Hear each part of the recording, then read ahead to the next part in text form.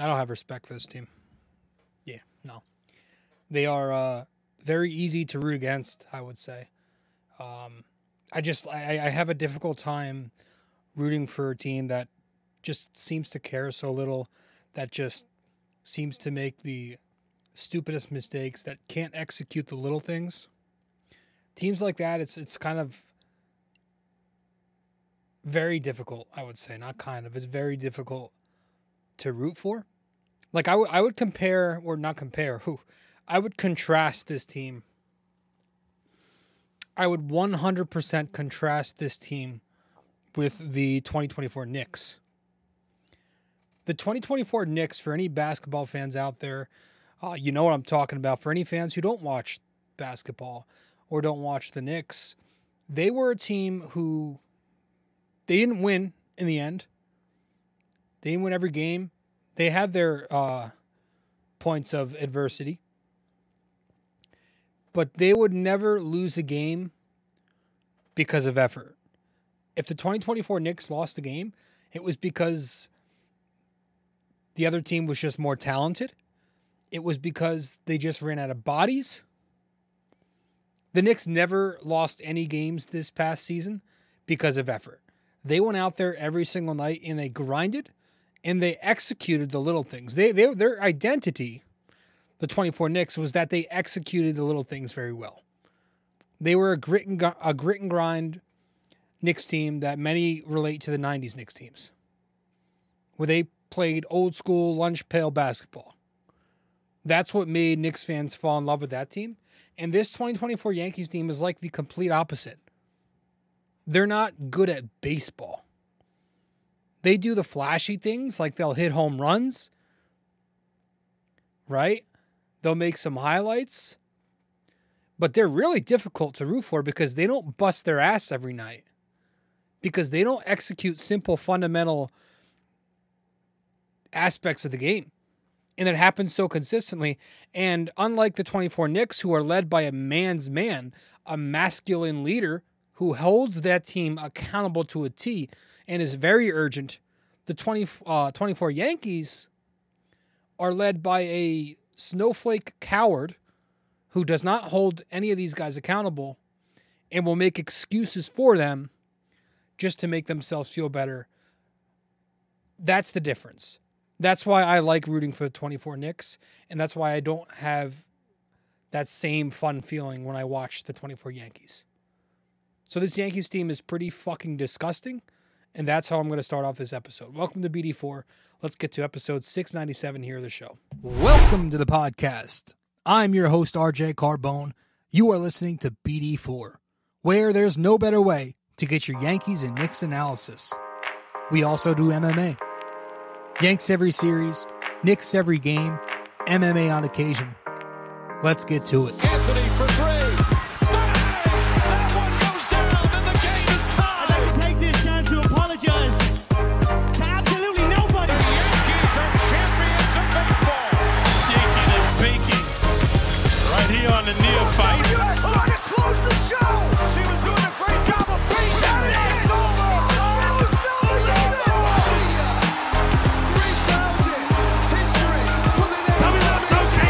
Don't you regret not coming to the net? Don't you regret not coming to the net?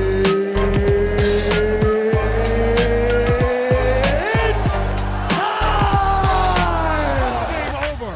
World Series over. Yankees win. The Yankees win.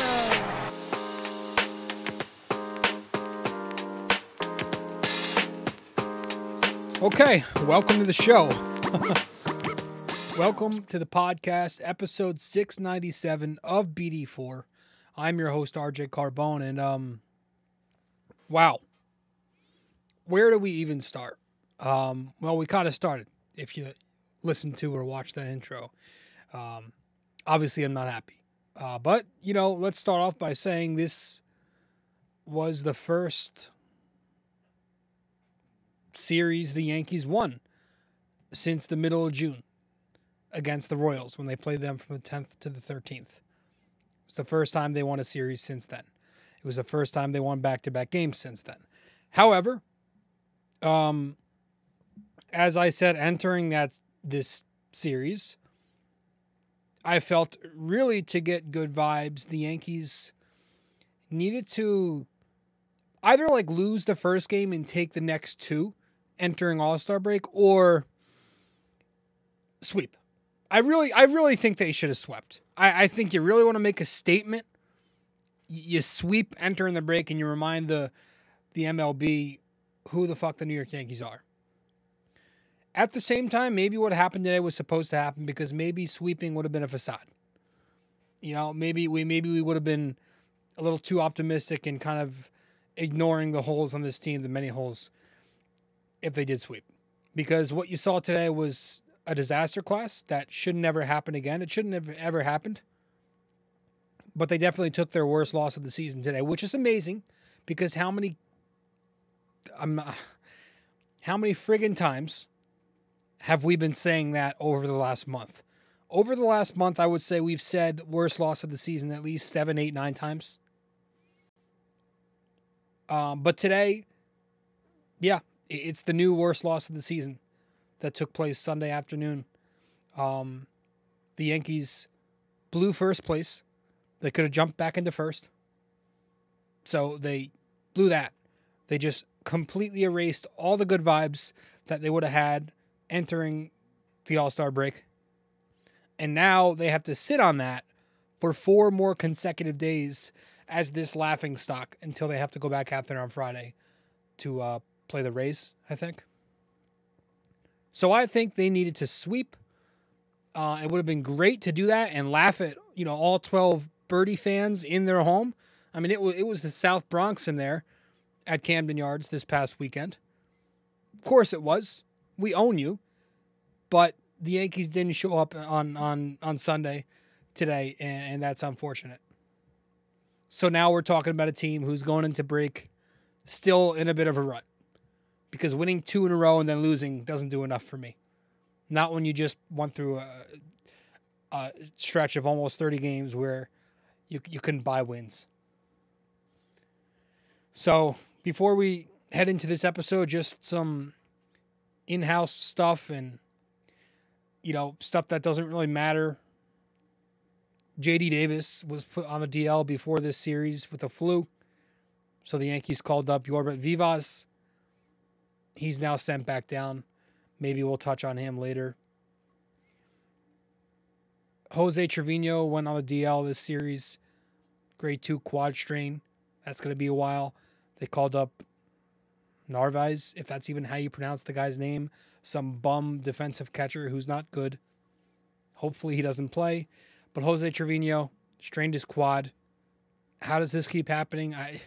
The Yankees are so out of shape. It's pathetic that all these guys, Torres, Stanton, now Trevino is straining something, just fucking jogging. Hopefully this means Austin Wells is going to get the everyday reps. I mean everyday reps, and this guy, Carlos whatever, doesn't play. Speaking of injuries, Giancarlo Stanton will be we're hopeful, right, that Stanton can return by August. It's, Boone saying shortly after All-Star breaks the goal. I don't know if there's been an update on it, but on if he's going to rehab or not, they're still kind of deciding that. He probably should, because he's a hitter who takes a while to get into rhythm when he returns. That might help him out, because it's been a while. Clayton Beeter, I think we found out he might be out for the season was it a shoulder injury? That's nice. One of your better pitching prospects. Nick Birdie, Scott Efros, still going to be a little bit sometime in the second half. I think Efros was just assigned to AAA, finished his rehab. And then the Yankees tonight drafted some random bum pitcher, Ben Hess, who's got a 6 ERA or some shit. So there's that. He's either going to be like every other Yankee prospect and suck, or they'll turn him into a elite relief pitcher. And that's that in terms of the in-house stuff. Let's get to these games. Let's wrap these games. Let's summarize these games 3-game set where the Yankees took 2 in Baltimore, but certainly needed to sweep. Needed to sweep, in my opinion. So let's talk about it when we return from our first break here on episode 697 of the podcast. Be right back. Hey there. Thanks for listening in so far. If you enjoy this episode, please give us a 5-star rating and review on Apple Podcasts. And if you're on YouTube, don't forget to like, comment, and subscribe. Thanks so much.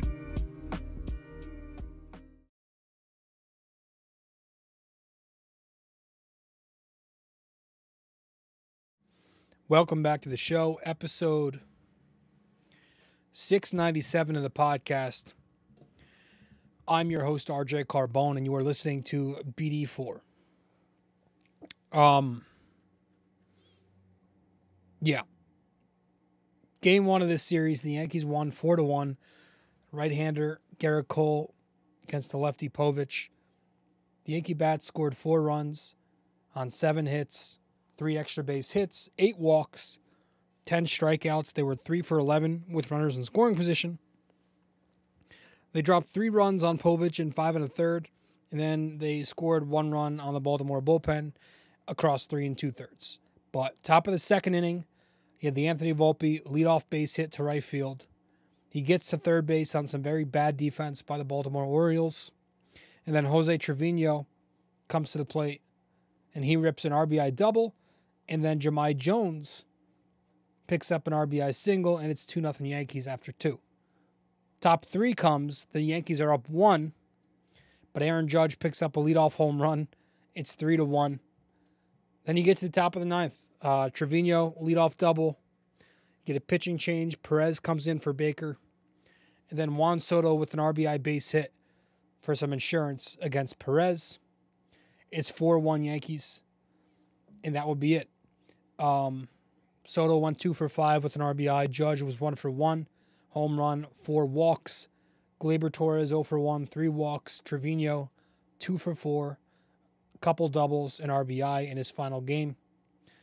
Volpe 1 for 4. DJ LeMahieu led off the game. Hilarious. And was 0 for 5 as you'd expect. Garrett Cole with his best outing yet. 6 innings, 1 run, 5 hits, a walk, 7 strikeouts, no home runs allowed, threw 106 pitches, got the win. Early on, he didn't have his fastball. Bottom of the second inning, Kierstad, the leadoff base hit off of fastball. Then you had the Urias RBI triple off of a high fastball that made it 2-1 Yankees. But he calmed down and settled in after that, and was very effective with his pitches. He threw 49 four-seam fastballs, 25 cut, 21 curve, 7 slide, and 4 changeup. It was a very effective cutter-curve combination. I like the way he was sequencing those pitches. Between the cutter and curveball or knuckle curveball, Baltimore batters were 1 for 12 on those pitches with 4 strikeouts. So that was nice to see. In the second inning, he gets Gunnar Henderson looking on a curveball for strike 3. He escapes further damage there. 4th inning comes. He gets Mountcastle swinging on a cutter low and away. 6th inning, he gets Westberg striking out swinging on a cutter low and away. So those pitches were looking really good for him. But then the four-seamer had some swing and miss to it too. He had got some strikeouts there. The velocity was good to see. It was his highest average fastball velocity of the season at 96.4 miles an hour. He even topped out at 98.7 on one of them. You had the 5th inning strikeout to Gunnar Henderson where he was kind of pitching backwards. He was going off speed early. Then he went to the four-seamer to get him. So I like the way Cole looked. I thought he pitched sharp. Got some soft contact in there, and that's good. Now the next step for him is just getting a little bit of consistency, putting these or stringing these good starts together. And hopefully that's going to work him back. It sucks that he's kind of building up and now he's going to sit an entire week without pitching, but hopefully he's good to go on Friday night.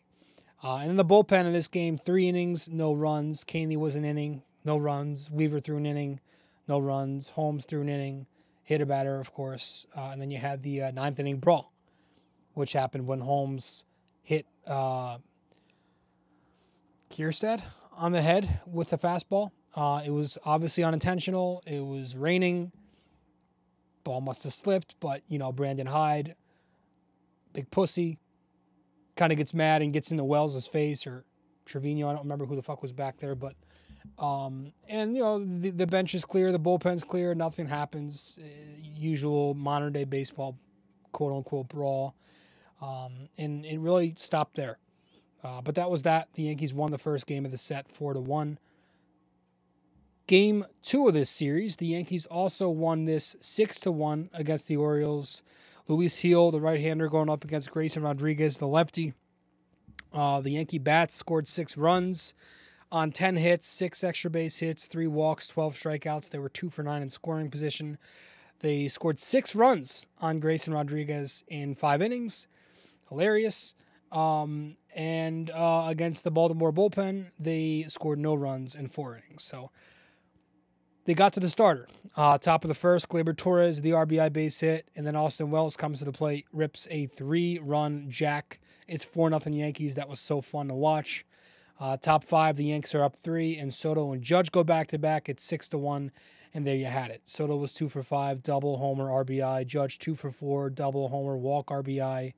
Gleyber 3 for 4, double, RBI. Luis Gil won 6 innings. We'll talk about him later. The bullpen, 3 innings, no runs. Rich Hill threw 2 innings. And not Rich Hill. I keep saying Rich Hill. Tim Hill. He threw 2 innings. And Jake Cousins threw 1 inning. So that was game 2, really.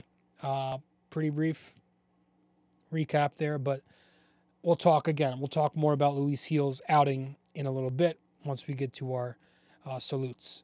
That was game 2. 6-1 Yankees win in Baltimore. And then you get to today. The Yankees lose game 3 of the series 6-5.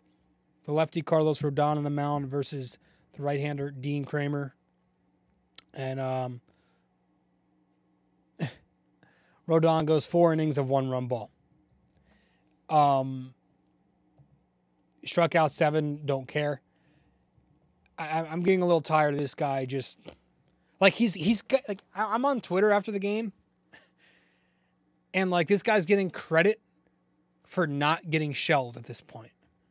Which just, it speaks fucking volumes to how pathetic he's been as a New York Yankee. That he's getting babied and credited for going 4 innings in a baseball game. And I just find that absolutely unbelievable.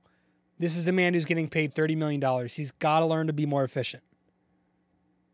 He was very slider heavy in this game, which, okay, I want him to mix it up more. He was almost afraid to use his fastball, and he had his fastball. He was throwing 98, 99, 100 at times. But he was very slider heavy. He had the leadoff walk to McCann in the bottom of the 3rd. And then he gives up the home run to Gunnar Henderson, 2-run shot by hanging a slider when he's ahead in the count. And that made it 2-1 Baltimore.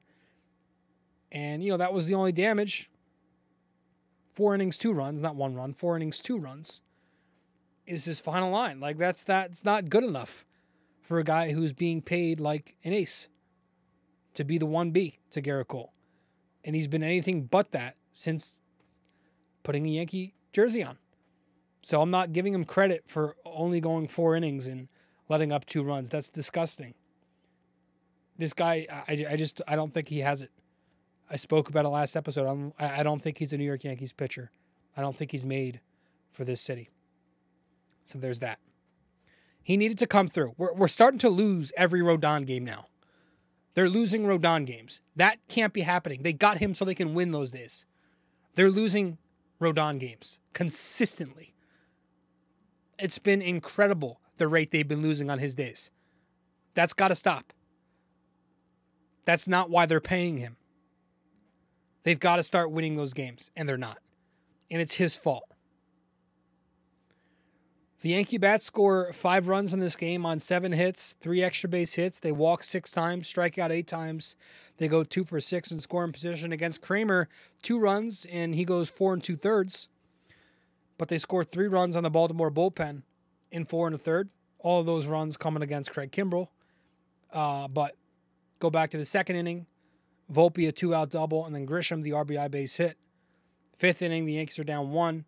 Grisham ties the game with a leadoff home run. And then he draws a big walk in the top of the ninth. The Yankees are down 1 again. Grisham walks. Oswaldo walks. So you got first and second no outs for Ben Rice. And Rice comes through with what could have been the biggest hit of the season to turn the Yankee season around, continue this momentum. A 3-run jack off of Craig Kimbrell, and it's 5-3 Yankees. And you're thinking, okay, here we go. This is it. But it turns out that's like the DJ LeMahieu Astros home run, right? In the playoffs. That's what that felt like. Because Clay Holmes comes in, and the second, my dad and I are watching the game, the second we see Clay Holmes jogging in from the bullpen, we're like, oh, fuck this. Here we go. You know, please no. Please just try somebody else for once. Bottom of the ninth, Clay Holmes is in. You get the pinch hit, base hit to lead off the inning by Stowers. And then he walks O'Hearn and Adley Rutschman on 4 pitches each. O'Hearn with a walk on 4 pitches, and then 2 outs come, and he walks Adley Rutschman on 4 pitches. Then he gets a ground ball to Volpe. Volpe on a very routine play commits the E6. So Mountcastle safe at first on the fielder's choice error. A run scores, and it's 5-4 Yankees now. And the next play, you get the fly ball off the bat of Cedric Mullins to Verdugo, and Verdugo misreads that. He steps in, then he's running back, and he trips, and all of a sudden you have a Cedric Mullins walk-off double to beat the Yankees. Orioles win 6-5. So you can play the blame game, this, that, the other. At the end of the day, that can happen. And what you just saw there was 3 bad players being bad. That's it. Simple. 3 bad players being bad. More than one thing can be true, people. Again, I'm on Twitter. People blaming Holmes, people blaming Volpe, Verdugo. This is his fault. It's not his fault, but it's his fault. You can have all 3 things be bad. All 3 things can be true. All 3 guys can take the blame. All 3 guys can be contributors to this loss. And that's what happened. Holmes was awful. You don't walk bottom of the order hitters without throwing a single strike to them. You can't do that. That's stuff that shouldn't happen. You don't commit errors on routine ground balls, on a fly ball that has a 99% catch rate. That can't happen. You know? And I don't care, like, the post-game comments from these, I don't care anymore. Anthony Volpe, well, a good shortstop makes that play. You think? Clay Holmes, I had poor command. You think? Alex Verdugo, this is on me. No shit. So I don't care about the comments. I'm just, it's, yeah. And, you know, Tommy Kahnle sucks. You know, Mr. Changeup comes into the game, 5th inning to relieve Rodon. Throws his changeup, allows the big solo home run to break the tie. Don't forget about that. In between, you had Tonkin, Weaver, and Cousins all do their jobs. But Holmes comes in, and he's Holmes. Don't know how that guy's an all-star. And then you have, you know, speaking of post-game comments, I don't even listen to this guy, but I just see his comments when they're posted on the internet, and they find their way to me. But this puppet manager vomiting the usual, just vomiting, straight puke, the usual garbage in his post-game interviews. The same shit. He said 2 of his catchphrases tonight. He used the turn the corner catchphrase, where it's been a bit since we heard that, because he's been spewing the right in front of us one, which he used later after he said turn the corner tonight. So he used turn the corner and it's right in front of us. So there you go. Toxic. I heard a term, toxic positivity. I was listening to a podcast and somebody said toxic positivity. Fucking love that. But yeah, like what corner? What corner are we turning here? It's in front of who? Because this Yankees team is 9-19 since the middle of June. That's 28 games where they've played to a .321 win percentage. It's disgusting. How about you say something different? Accountability. How about that play must be made? We have to make a better read. We must throw strikes. And when he does say stuff like that, he'll sugarcoat it and follow up with excuse making. He'll say, yeah, we must make a better read. We must make that play. But this and that and that and this and the ball bounced here. He'll sugarcoat it. Excuse making always follows any kind of accountability that you think he's gonna throw down. And then you get these pussies, again, I'm using the internet way too much lately, but you get these Zoomer fans, right? Let's be honest, these 18-year-old fans who represent a very small, tiny portion of the fan base going, what do you want them to say? What do you mean, what do I want them to say? And I'm getting mad at it, but it's like, I get it. Like, I'm sorry. I'm sorry for getting mad at you guys because you don't know. Right? You weren't raised in a competitive nature. You don't know that masculinity exists, right? You exist in a world where masculinity is shamed, right? Losing culture is normal to some of you younger fans. You're the participation folk. I get that. I understand it. You just don't know. You're oblivious. So I understand that. I have to remind myself that sometimes. You don't understand that you can be competitive.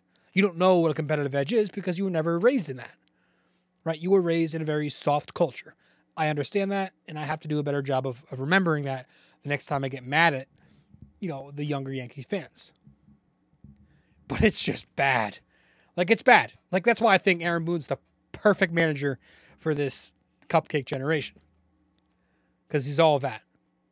But yeah, and then he makes the excuse for Clay Holmes, which the Clay Holmes excuse, it's the same thing he says every time Clay Holmes has a bad outing, which is a lot. Leads the league in blown saves with 6. It's he's pitching into tough luck. He got ground balls. But that's the point that he's not understanding. That's the point. That's why he's not fit to be a closing pitcher. Is because he's a tough luck ground ball pitcher. That's his identity. And that's why the Yankees need a new closer there. Because Clay Holmes, why am I lagging so much? There we go. I think we fixed it. Let me say that again in case it got cut off. Yeah, that Aaron Boone, let's rewind a little bit. You got Aaron Boone post-game using the same single excuse that he's continued to use every time Clay Holmes, who leads the American League, I think baseball even, with 6 blown saves, blows a save. It's the same one excuse every time. It's that he's pitching into tough luck. He just got bit by the ground ball. He got his ground balls. It's just tough luck. But that's the point. That's the point many of us are trying to make, is that Clay Holmes isn't the best fit to close games for this team because that's the type of pitcher he is. His identity is that he's a tough luck ground ball pitcher. That's why he's not fit for the 9th inning role, is because you're a guy who generates soft contact with that 2-seam sinker. Those ground balls are going to find holes sometimes. I don't want a guy who pitches to contact and doesn't have strikeout stuff closing games. That's not ideal for a 9th inning. I don't want a guy who has inconsistent command and can't throw consistent strikes closing games. Clay Holmes is a traffic machine. His whip on the season is 1.31. That's very high. He's a guy who puts traffic on the bases and pitches to contact. That's a recipe for disaster. And that's why he's got the most blown saves in baseball. And another thing that's kind of under the radar with Clay Holmes, he allows a shit ton of inherited runners to score. It happened a lot earlier in the season. And those 3 runs he allowed today, unfortunately, none of them go on his ERA because the errors. But a lot of runs that he lets up don't go on the stat sheets. And that's what makes his numbers a little deceiving at times. So I don't want a high whip, low K guy in the 9th inning for me. You saw all of that today. You're seeing all that consistently in the past with Clay Holmes. It's just, it can't keep happening. I am done with the Clay Holmes experiment. And when the Yankees resume play in the second half of the season, I will pray, even though I know it's not going to happen, but I pray that somebody else is closing, whether it's Luke Weaver or experimenting with Michael Tonkin, whoever. Don't do this. And the numbers back it up. Like I went over these numbers before. Clay Holmes' numbers in his career as a closing pitcher versus as a 7th inning, 8th inning guy, day and night. So I don't care if these nerds, these younger Yankees fans, like, to hell with your RPMs and your middle school beta cuck numbers. Because I don't care. I care about results, and he doesn't get that consistently enough for me. I think the Yankees, man, they need some work on their bullpen. They need to acquire a strikeout artist, maybe a left-handed pitcher, or just a relief pitcher who's got a strikeout pitch. Somebody who's got a strikeout pitch, because Clay Holmes doesn't have that. So, Yankees fans love Mason Miller. I don't care if you got to give up Spencer Jones at this point. I'm tired of prospect hugging. Tanner Scott, whoever. Maybe you go closer by committee for a little bit. This guy closes on this night. Tomorrow it's another guy. But it's bad. Like, this roster has so many holes.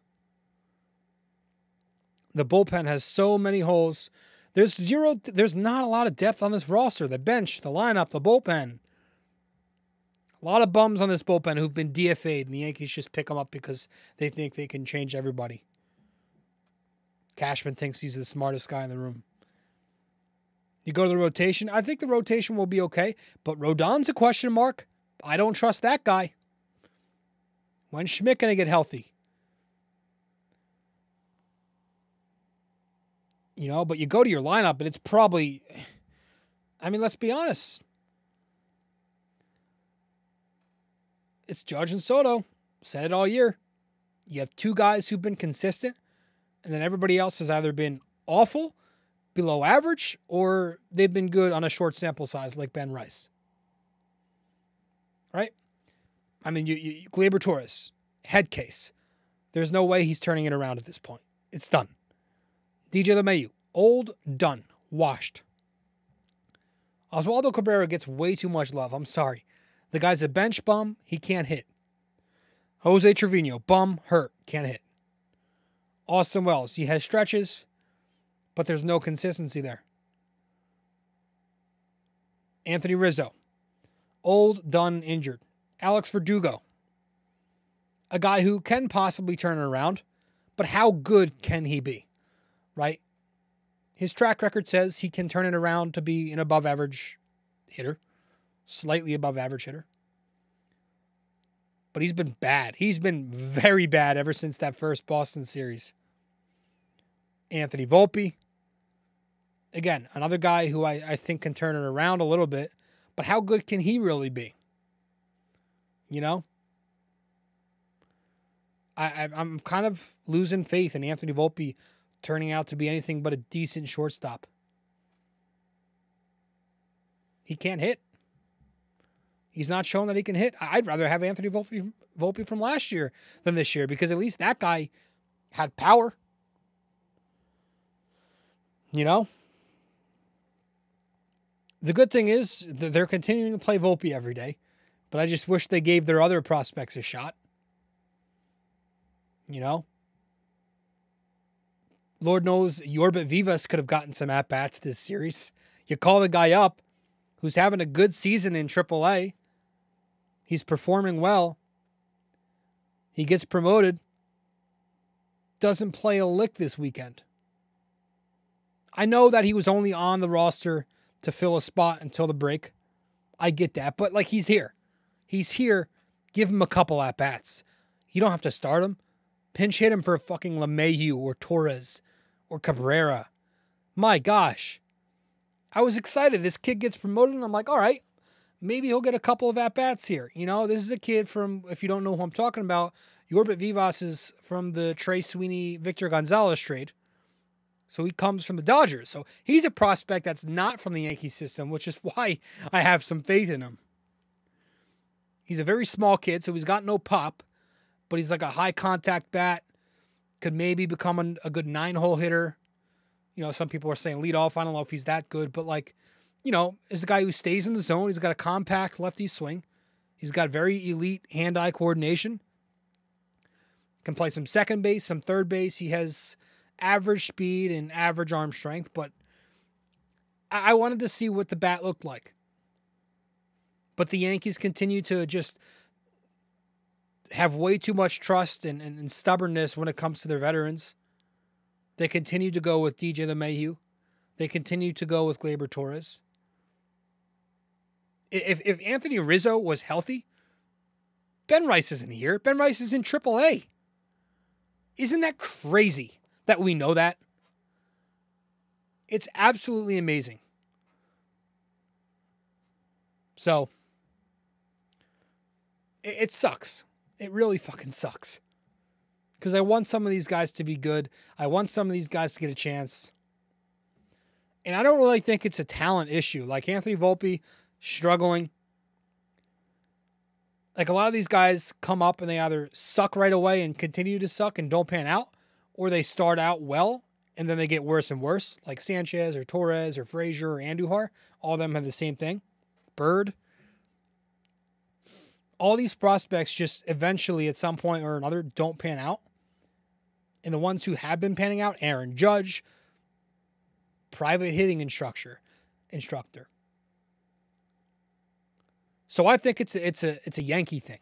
I think it's a player development problem. I think it's the Yankees teaching incorrect principles and these different philosophies being applied to guys who they shouldn't be applied to. Not everybody should be sharing the same principles. Exit velos and launch angles shouldn't be taught to a 5'9" Anthony Volpe. You know? That's why he was messed up so much last year. I don't know, man. Something's going on. They are not handling their youth correctly to me. And it's getting on my nerves.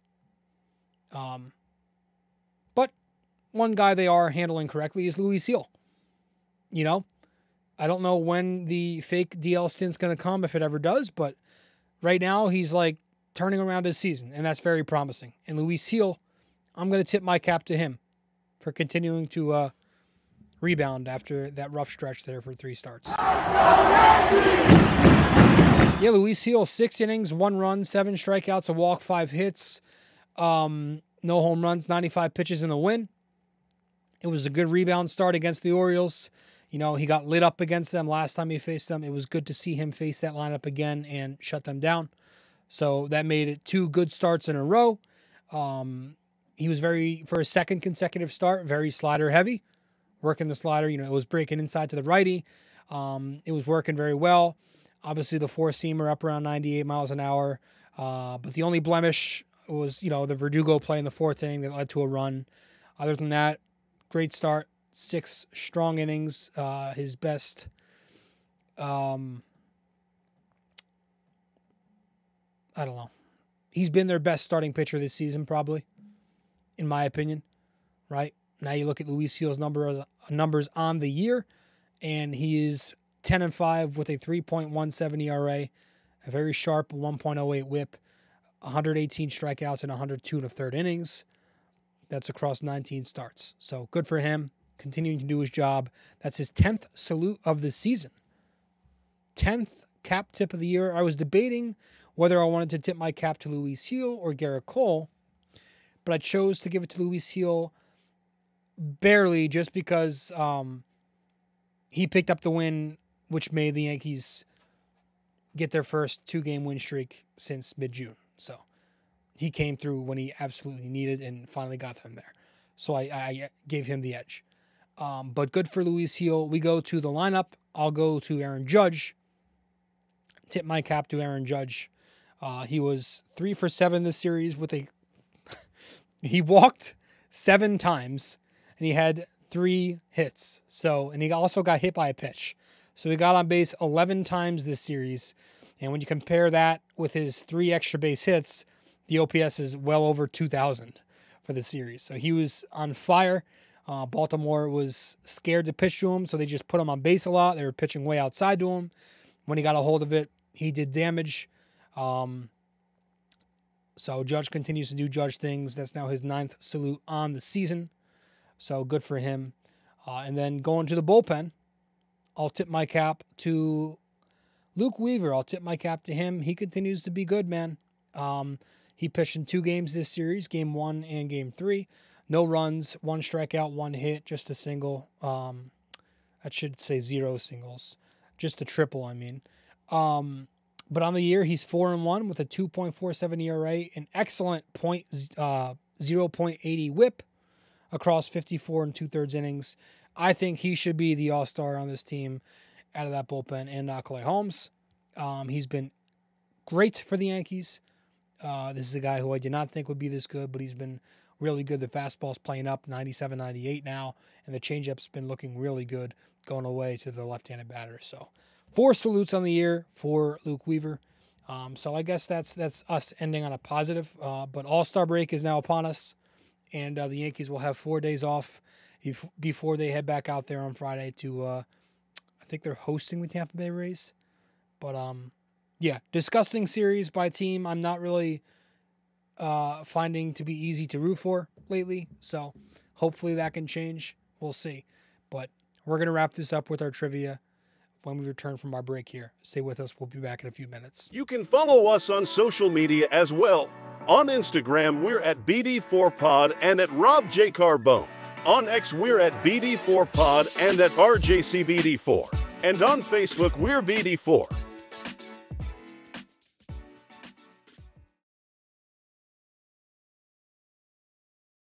If you're interested in our website, just go to www.bd4blog.com. You can subscribe to our blog on there right on the front page. Just like on the podcast, we cover Yankees, Knicks, and MMA. Also on our website are the links to the different platforms for the podcast. Thanks so much.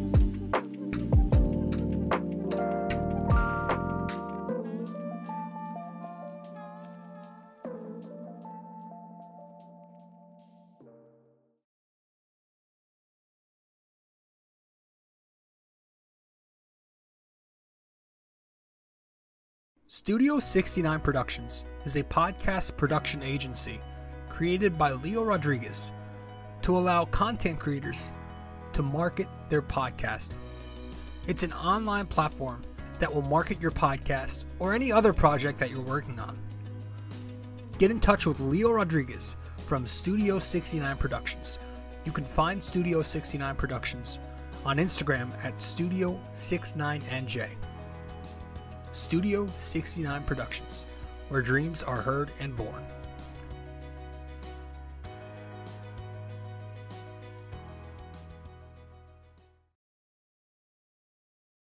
Thanks for listening to BD4, where there is no better way to get your Yankees and Knicks analysis. We also do MMA, Yanks every series, Knicks every game, and MMA on occasion.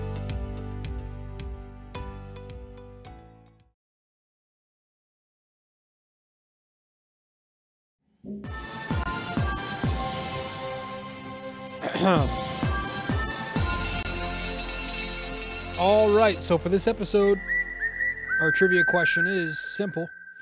How many division titles have the Yankees won since 2010?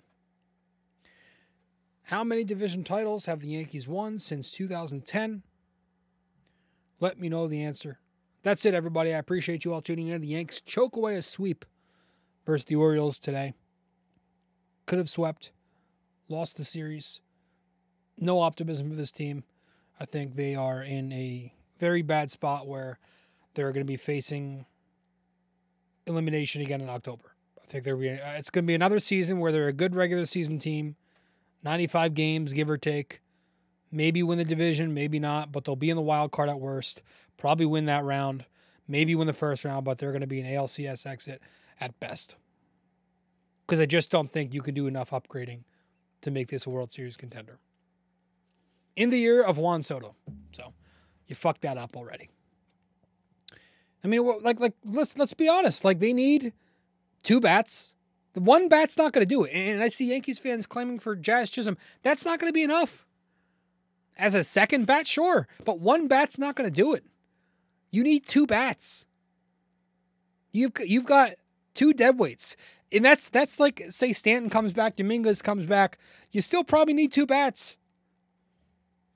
You need some depth in the lineup. And then on top of needing 2 bats, you need 2 relief pitchers. Even with Efros possibly returning.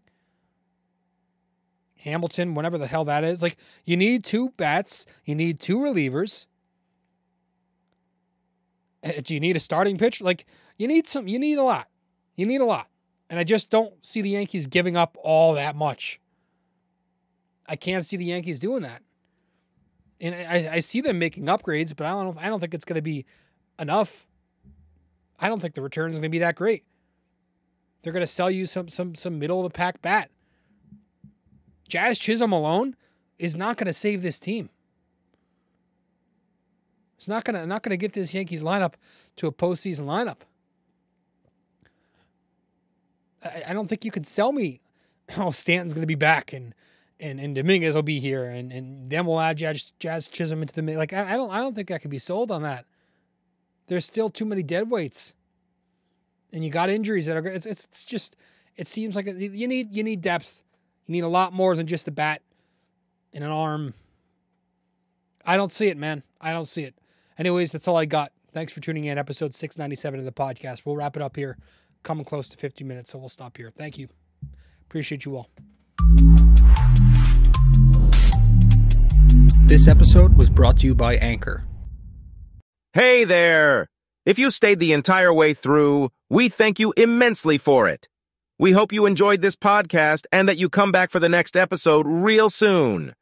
Don't forget to like, subscribe, comment, download these episodes, and share them with your friends as well. BD4 is a 5-star podcast simply because of you. And we'd like to keep it that way. Have a wonderful day. Go Yankees and go Knicks.